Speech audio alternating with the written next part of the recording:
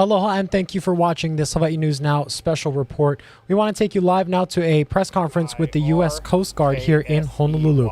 Let's go ahead and take a listen in. She's going to make a brief statement concerning the Coast Guard operations with search and rescue. And then we'll go into Q&A afterwards. Some ground rules for the press conference. For the duration of the press conference, I ask that you silence your cell phones. If you need to take a call, please leave the areas as to not interrupt the others in attendance. We'll start with a brief statement, and then Captain Kirksey will have about 15 to 20 minutes to answer questions. When you are called upon, please ask one question, let her answer, and then one follow-up question, and then we'd like to get to everybody, and then if there's time afterwards, we can take additional questions.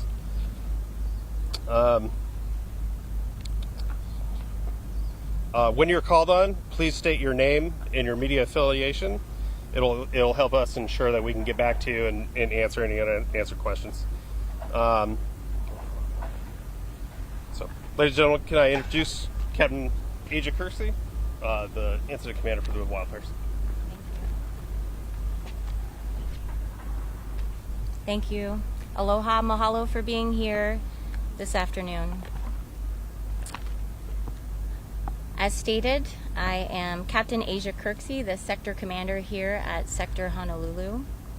Before I begin, I would like to express my and our deepest sympathy to those affected by the Western Maui wildfires. The loss and devastation of this incident has captured the hearts of those across the island community and also the mainland. The Coast Guard continues to support the people of Maui and the state of Hawaii during this challenging situation. At 5:45 p.m. Tuesday, Coast Guard Sector Honolulu watchstanders received reports regarding multiple persons in the water needing rescue after fleeing from fire and smoke that had overtaken Lahaina, Maui. Coast Guard Sector Honolulu Command Center issued an urgent marine information broadcast to all mariners indicating what we thought would be a mass rescue, which resulted in response by 8 Good Samaritan vessels. The Command Center also diverted the Coast Guard cutter Joseph Gerzak, launched an Air Station Barbers Point MH-65 Dolphin helicopter aircrew, and a 45-foot response boat medium crew from Station Maui and Maui Harbor. 2 U.S. Navy MH-60 aircrews from Helicopter Maritime Strike Squadron 37 were also deployed. Tuesday evening, the 45-foot response boat medium crew arrived on scene and rescued 17 survivors from the waters in the vicinity of Lahaina Harbor, with all survivors reported to be in stable condition. The Coast Guard has continued to conduct searching around the area of Lahaina Harbor and out also into the Maui Triangle and waters beyond that area in case of any persons in need of assistance but not yet recovered.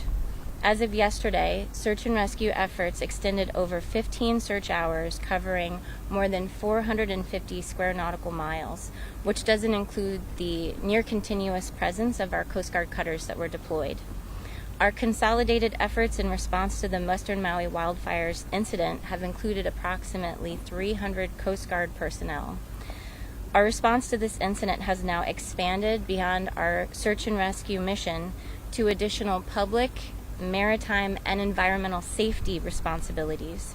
The Coast Guard resources involved in the response to date include Coast Guard cutters Kimball, Juniper, and the Joseph Gerzak, our National Strike Team, our Incident Management Assistance Team, Maritime Safety and Security Team Honolulu, and Dive Locker Pacific, 2 MSST Honolulu small boat crews, a remotely operated vehicle, Coast Guard divers, and members of Station Honolulu here on Oahu, along with members of Sector Honolulu on Oahu, were transported via Air Station Barbers Point C-130 to supplement Station Maui and the Coast Guard cutter Joseph Gerzak.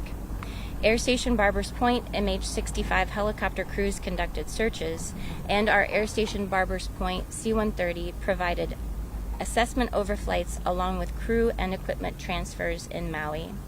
A safety zone was also established 3 nautical miles north and 3 nautical miles south of Lahaina, and extending 1 nautical mile offshore to protect mariners and responders.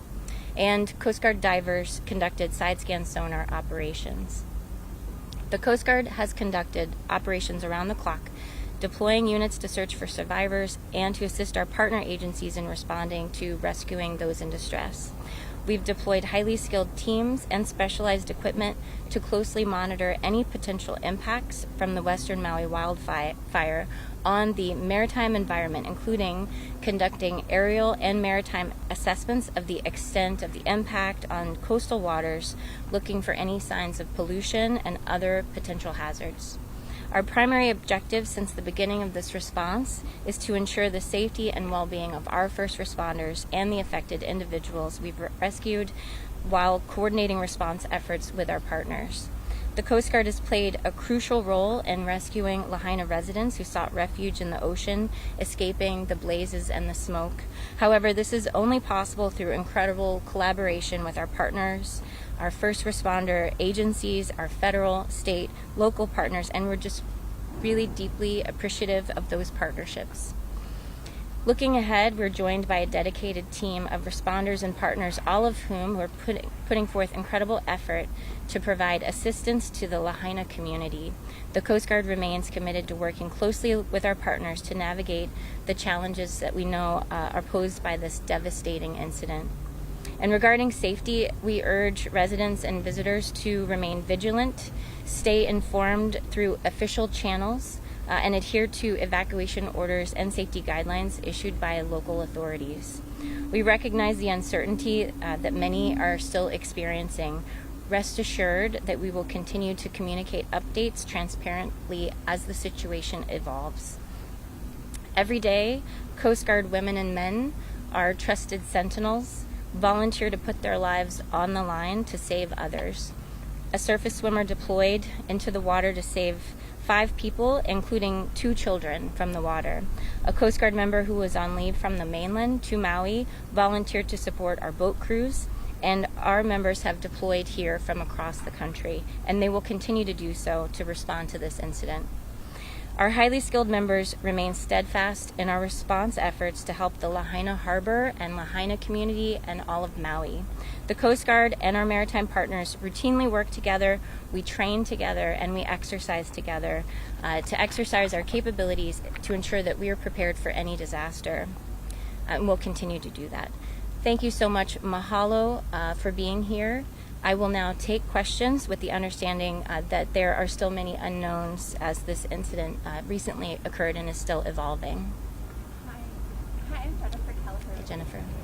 If you could speak up a little louder, that would be really helpful, please. When was the Coast Guard notified of the wildfires by Maui County state officials, and what was their request for assistance? The first notification associated with the Lahaina Harbor residents who were evacuating into the water was on Tuesday evening at 5:45. And there weren't notifications about fires for the residents who needed help in the water? The only notifications we received had to do with search and rescue in our command center. Thank you. Do you have a follow-up question? Sorry. Yeah, can you talk about what time you were active? You said 5:45. 5:45 And- Tuesday evening. And elaborate on the reports. Was there like SOS from the people in the water? What were the reports that you received that prompted the The initial report that we received from first responders in Lahaina was that people were evacuating into the water. The initial information we received was potentially up to 100 people had entered the water and would be in need of assistance. Go ahead. Yeah, hi, Tim Aranga from the New York Times. Could you tell us a little bit more about the sea rescues in any detail? Like how far out in the water were they? How deep is it? How long had they been in the water? Our crews received that report at 5:45, and then they responded throughout the evening. In the course of responding, they encountered victims that were in the water and also on the seawall and some of them they assisted simply in transport to our first responder partners that were there in Lahaina, who were able to evacuate them. So how long were the people that were in the water? How long did it take? I can get back to you on specifics for individual people. Mark without the Honolulu Geyser. You said 17 people were rescued from the water the first night. Over the course of the first evening and into the early hours of the next morning, it was a total of 17. Is there an updated number? How many rescues? No additional rescues by the Coast Guard since early Wednesday morning. And I guess is there any reason there? So the reason that we continued searching was in case we received additional reports of confirmed victims entering the water and in need of assistance, but there have been no confirmed missing persons that we believe are in the water. There were reports of missing loved ones, and those were resolved as not in the water. Manolo Morales with Kate Thorne. I just want to clarify. You said you had reports of about 100 people in the water, but you rescued 17, meaning others were able to get out on the road? So I appreciate you clarifying. So the Coast Guard rescued 17. Others were assisted by other agencies. And the initial number of 100 was an estimate. So there were quite a bit more who were rescued by others. I believe so. From the water. From the water, or that they assisted themselves out of the water for evacuation. There were close to 100 then, probably. I don't actually know the number, and we've been trying to get clarity on that really hectic scene that evening. Do you have a question? Oh, yeah. Can you describe what the rescue was like, what the conditions were out there can. for the Coast Guard? So I think you're familiar with the incredible winds that were impacting Lahaina that night, reports of up to 60 miles per hour. So our crews did encounter those winds and some rough seas as a result of that. And there was smoke and fire near the water, but they were fortunate to have been there during the rescues at a time when the smoke lifted for them to be able to see the people who needed to be rescued. But it was a very challenging situation for our small boat crews from Station Maui. The helicopters that were launched were actually not able to approach closely enough during the worst of the fire to see through the smoke. We're hearing that there were bodies floating in the water. Did the Coast Guard see any of that? On the first evening, there were some difficult to validate reports that our members might have seen something. But what I can say with certainty is that yesterday a Coast Guard helicopter did observe a victim that Station Maui did recover, and that victim was unresponsive. And that person was in the water. That person was in the water. That's the only By the Coast Guard. You have one. You had another question? I have. Yeah, sorry, kind of forget this incident. If you could just, in as much detail as possible, kind of describe how difficult this was. It's getting late, going into the morning. There's fire. There's an unusual kind of rescue. You have children. You have the ages of these children. What were they doing? Are they just floating around in the water? Are they? What is this? What? I've had some of these same questions. I've asked our Station Maui crew. It's a crew of 20, just over 20 individuals there. I've asked to try to have them give me some of those details.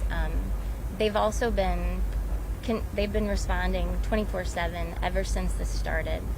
And so we have gotten a few details secondhand, but what I understand is that our crews responded really heroically, and that I know that they're very resilient, but I haven't asked them to relive all of the detail. Just trying to get consistent numbers and to be able to attribute some of the assistance also that we provided to our partner agencies. I'm sorry, again, when you say reports, like what does that mean? Like what was the communication that you guys got? We have a command center here at Sector Honolulu that functions very much like a 911 call center, and it's where all of our civilians and also partner agencies can relay requests for assistance. And so if you call 911 and you need to speak with the Coast Guard, it comes here ultimately. But these initial reports came directly from partner agencies on Maui.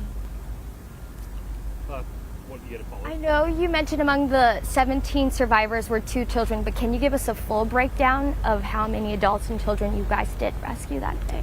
I cannot. I'm sorry.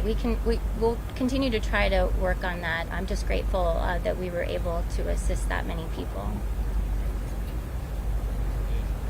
Can you offer any details of all of the damage to the vessels?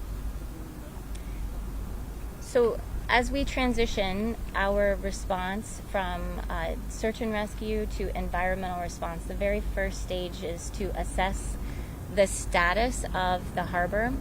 The harbor is currently closed, and we're in the stages now of finding out just how many vessels are on the. We know approximately how many on the surface. We need to determine how many are subsurface. We have time for one more question. I believe you had another question. Do you have a follow-up question? Yeah, I can. Okay. Wanted to go back to the report of 100 possible people received. Was that based on an observation, or that's some kind of standardized number, depending on the other end? Just kind of curious about maybe how much in the water that some people related to Coast Guard rescue that. What I know about that number is that was an estimate, and it was also reported as approximately. I believe it was given to us as a sense of scale so that we'd be prepared for a mass rescue operation. How reliable would you say those are, or even as far as based on the So I didn't quite hear the end of that question. So you said that was based, the number was based on someone's observation. All right. Sorry. That concludes Captain's portion. I'm going to stick around and try to answer any other questions. And if you guys have follow-up information, we're also going to be putting out a fact sheet, kind of like a list of assets being used and kind of the main things that we're pinging on currently. So we'll get all your guys' emails and then email that to you directly after this. Okay. Thank you, Captain. Thank you. Thank you.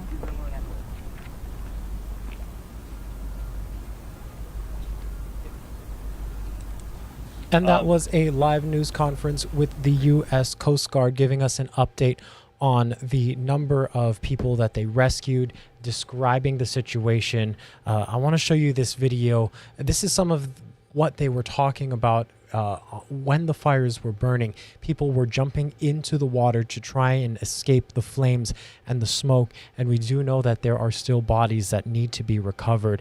And we just got this update here. As you can see on that title on your screen, 67 people are now confirmed dead. That is the latest number out of Maui County. 67 people have been confirmed dead.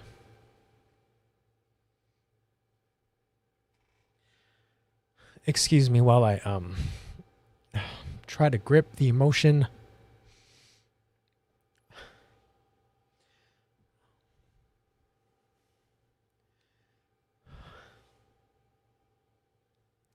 This has been a very difficult time for the entire state, and our hearts continue to break with each passing day as we learn more about the lives lost.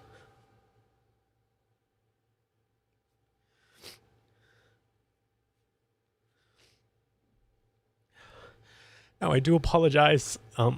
This is one of the toughest stories that I've had to cover in my time here at Hawaii News Now. Once again, 67 people have been confirmed dead. That's the latest update out of Maui County.